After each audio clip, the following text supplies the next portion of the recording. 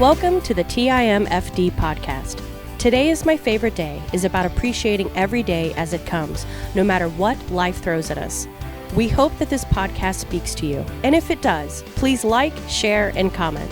Now let's find out why today is our favorite day this week. Well, welcome back to Today is My Favorite Day. Sam McKeown here with Brian Harner, who has written the book Diet Rebel, and we're going to talk with him a little bit about that today. And we want to thank you for watching. And if you have any questions on this, please feel free to email us. We'll give you Brian's information at the end, and you can email either David or myself. So Brian, why did you write a book called Diet Rebel? Is this just another diet book? Well, it's not. Okay. It's a book about my life, actually. Okay. Back in the 90s, I was gaining 10 pounds a year after college, and I just ballooned up, and I became very obese and unhealthy. And at that point, I decided that I needed to do something about it.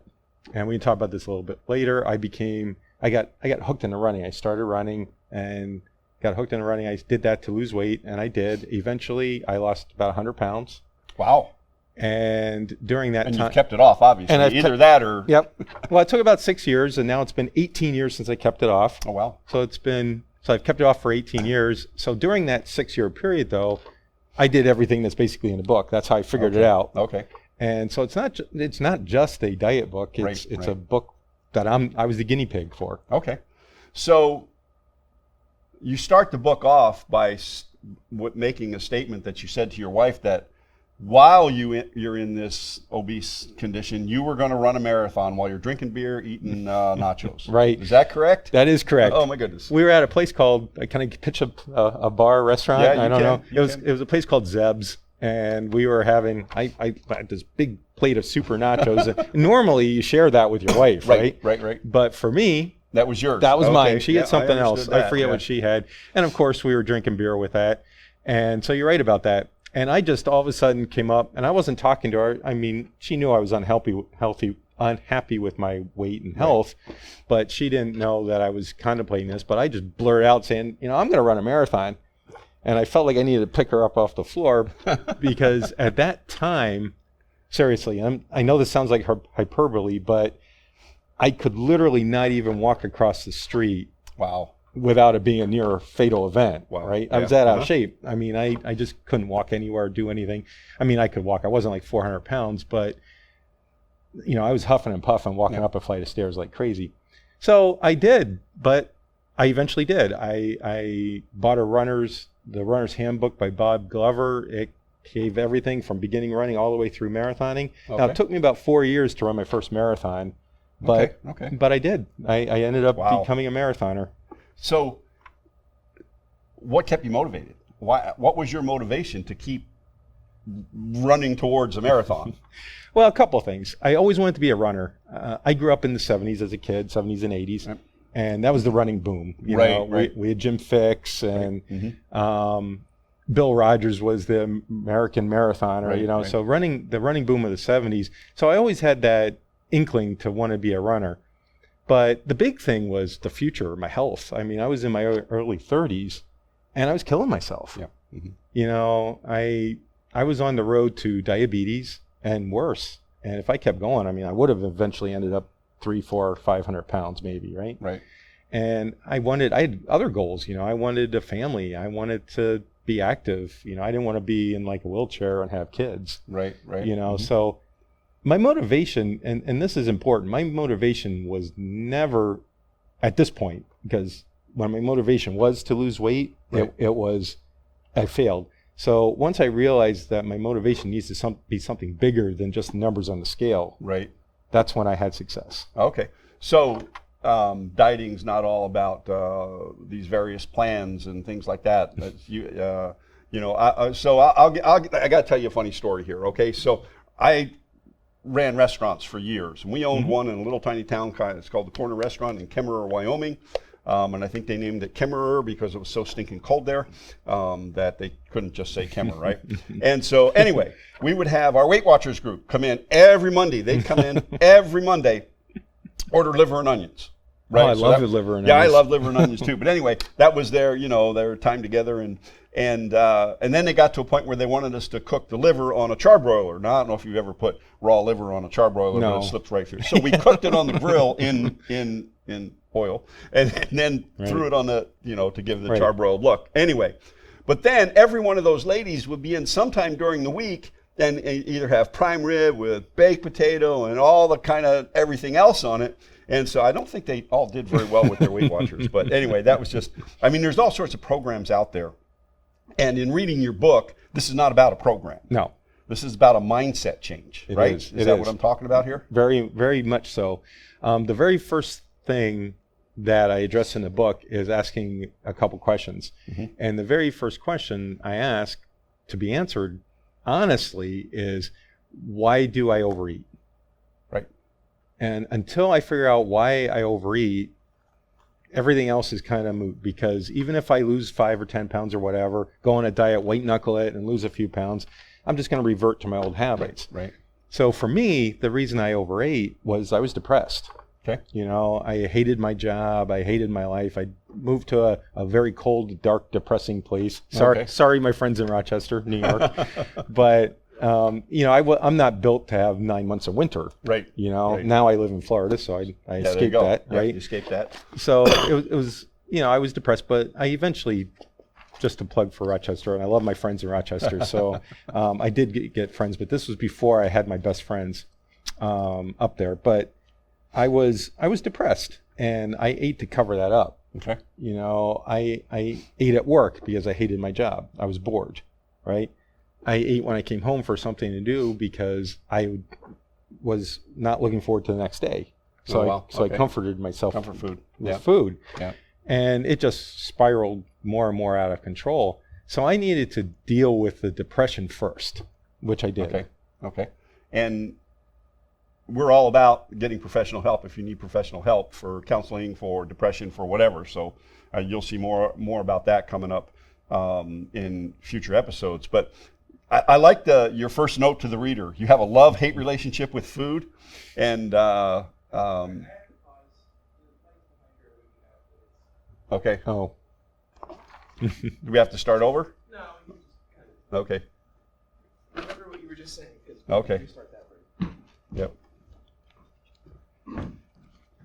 Yeah, we had when we were filming Laura's, there was a thunderstorm. Oh. And so so Alex had to do some good stuff to make that go. Well, I haven't done too many. Most of the stuff I've done so far for the book has been at home. Yeah. Right. So not enough more formal setting. Yeah. I did the radio show with you, but that was only a minute.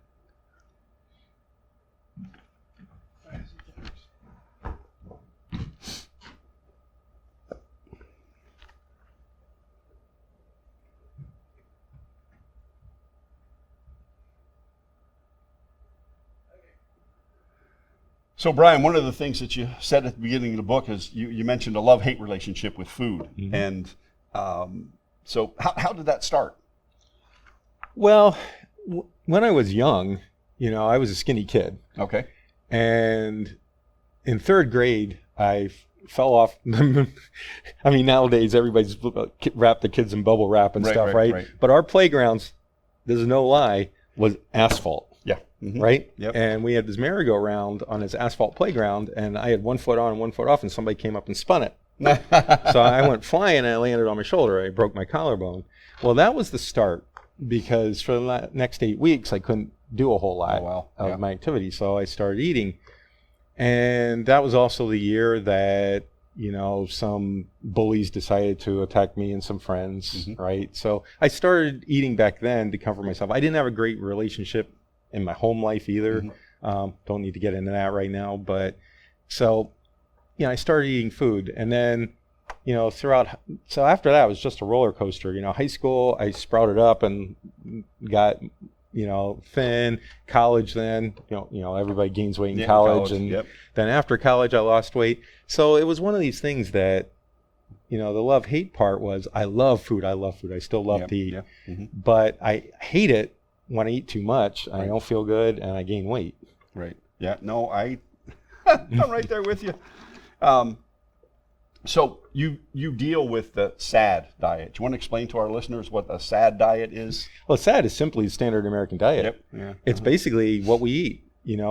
Mostly fast food, processed food, things that come out of box, can. Basically almost everything you eat. Right. Yeah, I love your quote here by Einstein. You have a couple of really good quotes that I like, and it says, "How many people are trapped in their everyday habits, part numb, part frightened, part indifferent?" And when it comes to our weight, I mean, our weight is very, very critical to our good health. Right. So talk about some of the things that, some of the diseases, some of the health issues that arise if you're overweight, if you're obese. Right. Well, almost everything is related to being overweight these days. And even if you're, now, when I'm talking about this, you can be thin and still unhealthy. Right. You can still eat unhealthy and be thin. Like Jim Fixx, we mentioned him earlier. Right. He was a classic example of being thin and fit, but not healthy. Mm-hmm. But some of the chronic issues are like high blood pressure. Diabetes, of course, is a big one. Right. It's very difficult to have type 2 diabetes and be thin. Right. It happens, but most folks with type 2 diabetes are overweight. Mm-hmm. And of course, what we're going through now, COVID. Right. I mean, COVID kills mostly the overweight and the elderly. Yeah. So one of the things I've never understand is this BMI. I know you have a formula here. I played with the formula on my phone, and I'm like, oh, okay, I'm not sure if that's good, bad, or indifferent. But could you explain that? But I'll bet a lot of people out there, it's body mass index. Yes. Yeah, that's the brain going away. But because the doctors just say, well, your BMI is this. Right. Is this. What exactly does that mean? Well, a BMI of greater than 24 or 25 is overweight. Okay, and what that means is just how much we weigh, ratio of weight to height. But there's a fancy calculation which is in the book there.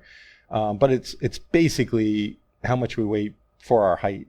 Now, I hesitate to put BMI in here though. Okay. And the reason is, you could be a linebacker for Micah Parsons, linebacker for Dallas Cowboys. Okay. I'm sorry, I shouldn't mean Tampa. I should be using Tampa guy, but he went to Penn State, and I'm a Penn State. There you go. So Micah Parsons, he'd be considered obese, right? Because he's very heavy for his size because of the muscles. Right. So you have to be careful. Mm-hmm. But I assumed we weren't having any football players that we don't have them. Any professional football players reading this. So it's still a good guideline for the general populace of average people. Okay. Now, if you're a weightlifter, you have to be careful with the BMI thing because, again, it goes by weight, not necessarily. Right, and we're basically talking to average Americans. Right. I found this very very interesting. 3 out of 4 Americans do not eat a single piece of fruit a day.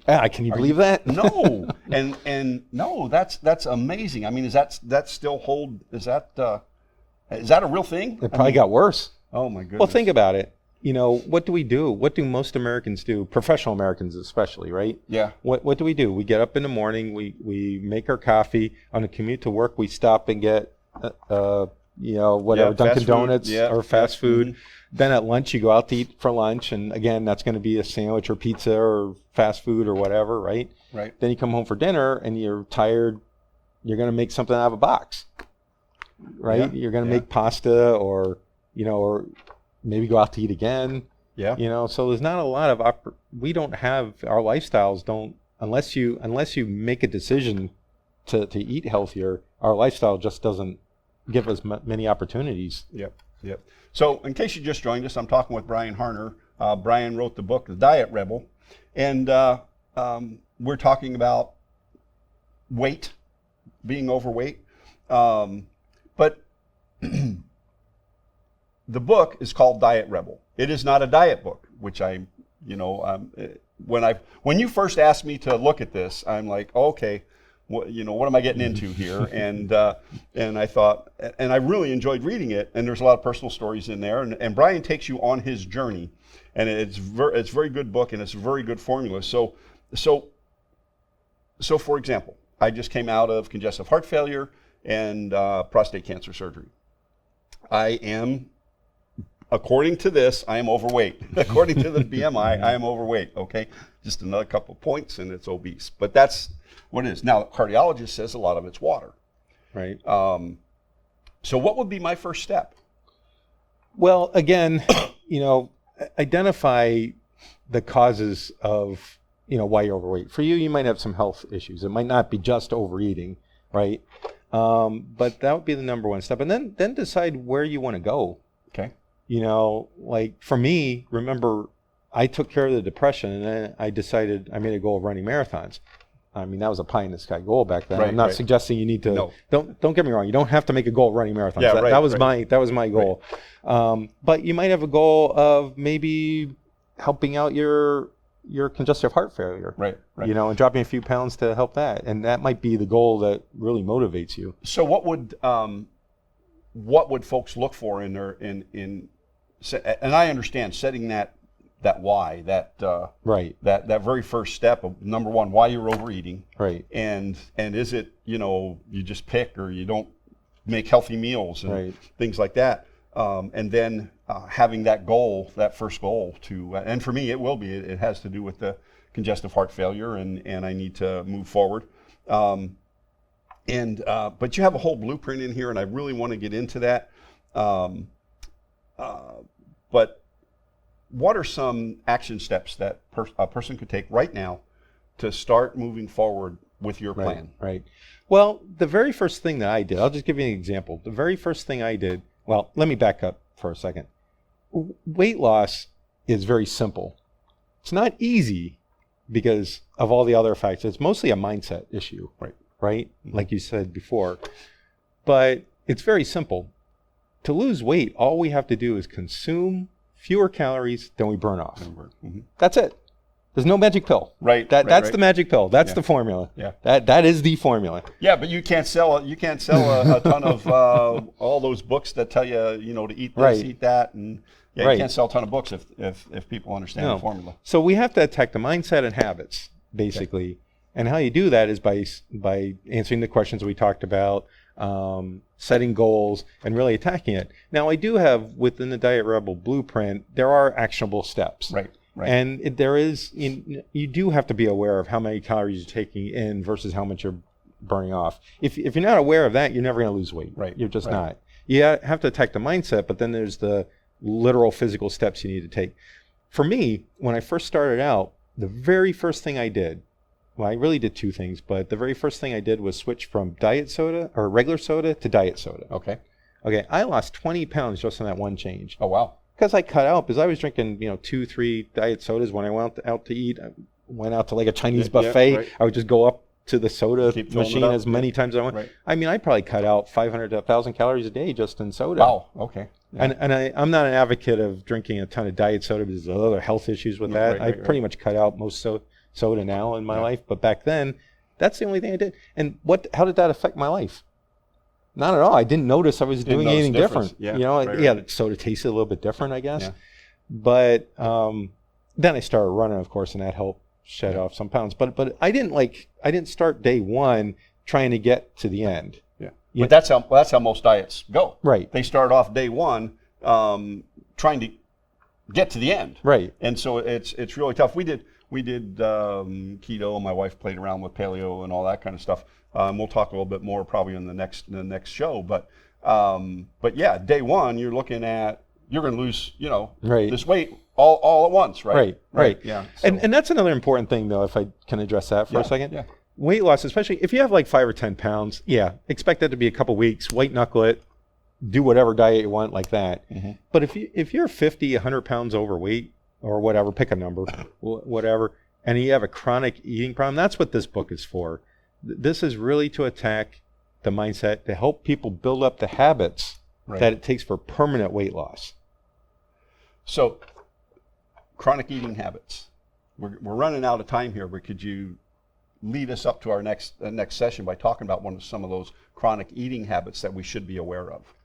Well, again, I'll talk from personal experience, but my chronic eating habits were like always having desserts. Okay. Always needed a dessert, right? Or this was really bad when I was working. I'm a software engineer by trade, so when I was gaining weight, I would go out to eat almost every night. Going out to eat, you really don't have any control, or you're not really thinking about portion control, right. Or how much you're eating. You're just eating and eating and eating. And I'm a type of person, and this is my chronic habit. I'm a type of person that's going to eat everything. I don't take leftovers home. Right. So it's very, even today, if I go out, there's a place near where I live that gives us this big chicken sandwich, spicy chicken sandwich. I just love it. But it should be cut in half, even for me. It should easily be cut in half and over several meals, but I eat the whole thing. And then I go home, my wife hates me or she gets mad at me because I go home and I'm like, oh, I don't feel good, that type of thing. I understand that whole situation. My wife, I'll see something I want on the menu and she'll say, well, we'll split that. It's like, I don't want to split that, but we do. But other examples would be like needing to eat at night, needing a snack, that type of thing. Yeah, I found especially, and I don't know what it is since the heart failure and the surgery, I have found that my eating habits have changed, and I don't know what it is. I really do need to identify some of those. So the late night snacks and almost a sugar craving, and I can't figure that out. And I have to, but we'll address that on our next session. So this is today is my favorite day, and one thing, Brian, we always ask at the end is we'd like for you to tell us why today is your favorite day. Well, today's my favorite day because I'm here, I'm breathing, I'm there you go. Still standing, I'm still alive. God gave me another day today. That's, and the days are not promised. Right. So these are unpromised days, and we need to take a whole lot of advantage to them. So you're willing to come back and talk some more about the Diet Rebel? Most definitely. Okay. So this has been Sam McKeown along with Brian Harner talking about Diet Rebel. You can find a link to Brian's website, and you have a Facebook page also? Yes. Yeah. My Facebook page, just my name, Brian. Okay. Just look me up. It's Brian Harner, and the book's website is dietrebelbook.com. Okay. And we'll have that in the show notes, so you can go down there and click on that. This has been Sam McKeown with Brian Harner. Today is our favorite day. Live intentionally and be very, very blessed. Have a good day. Thank you for listening to TIMFD, Today is My Favorite Day. Views, comments, and opinions are those of the host and guest alone, and Dave and Sam are solely responsible for the content of this podcast. TIMFD is produced and directed by Alex Korn. Music is composed and performed by Chuck Fott. Thank you for listening. Have a great day, live intentionally, and be very blessed.